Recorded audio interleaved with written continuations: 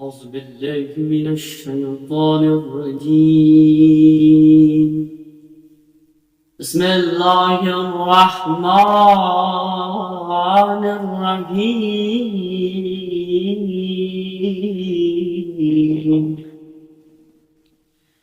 اللهم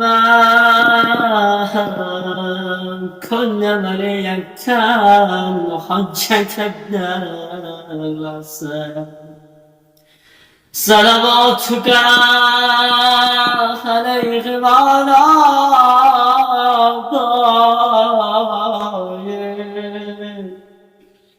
في هذه الساعة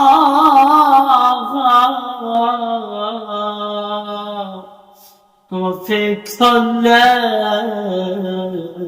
ساعة وليا وحافظا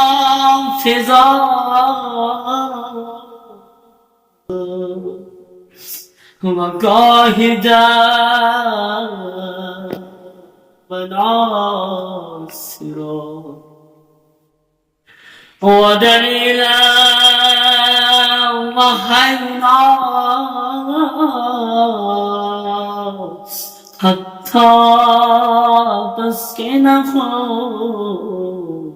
أرزك التوى وتمتعه فيها طويلا